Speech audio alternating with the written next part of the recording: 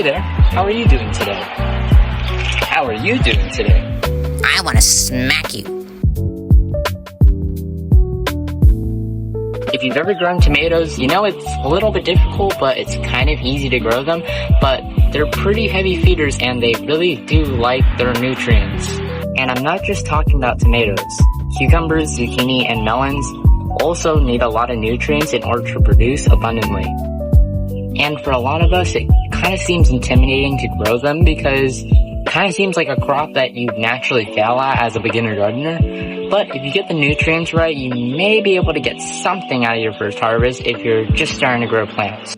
As you know, not everything's going to go out well the first time, but you can maximize your production with these steps. The first step to maximizing your production is fertilizer. Wait, this is an empty bag. Toss that one. The first step to maximizing your production is fertilizer. And yes, this is a full bag. Like I said before, plants like tomatoes, cucumbers, and zucchini are really heavy feeders and they need a lot of nutrients. And especially in their fruiting stages, they need a lot of phosphorus and potassium. And you want to look for a good fertilizer that has both of those. And in their beginning stages, they need a lot of nitrogen as well. One of the best tomato fertilizers out there is actually Tomato Town. And I'm not sponsoring anything, but this is a really good fertilizer. There are plenty more good fertilizers out there. But I find this one is actually really good. If you don't know about nutrients in fertilizer, there is an NPK ratio. N stands for nitrogen, P stands for phosphorus, and K stands for potassium. And you need all three of those to establish a healthy plant. And the NPK ratio on this fertilizer is actually really good, especially for plants like tomatoes. This particular bag of fertilizer, or this particular brand, has an NPK ratio of 346. And as you know, heavy feeding plants like tomatoes need a lot of phosphorus and potassium during their fruiting stages. Now you do want to note that this fertilizer isn't going to automatically give nutrients to your plant. It's going to break down over time, so between a period of 17 and 14 days, it's going to break down.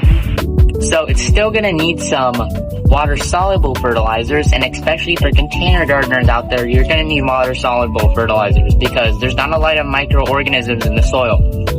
So you need some nutrients that can come to the plants quickly, because for this one you need something to break it down, and those are usually healthy bacteria, but in containers and even in the ground it's going to take a little while for them to break down.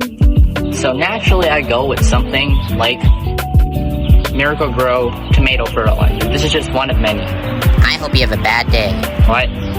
This also has a higher phosphorus and potassium ratio than of nitrogen, which is perfect for the plants during their fruiting stage.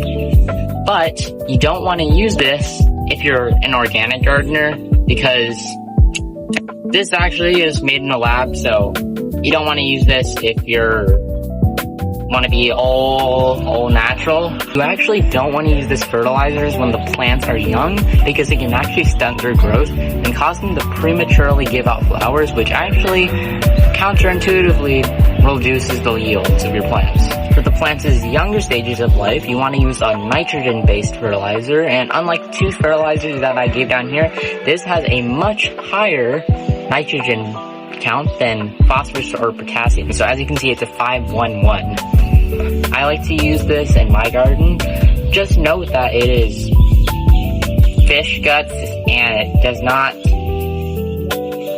you know what I'm talking about.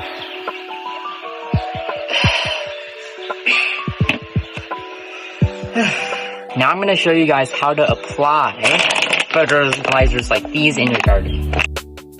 I actually already applied fertilizer a couple days ago, and I don't want to burn my plants, and also it's going to take a while to do this. But what you want to do is open up the bag, take a handful. That's kind of my rule of thumb there. And I kind of just like to put it a few inches or maybe close to the plant and just scratch it in the soil and give it a deep water. That is the best way to do it. And that's how I do it. So, yeah.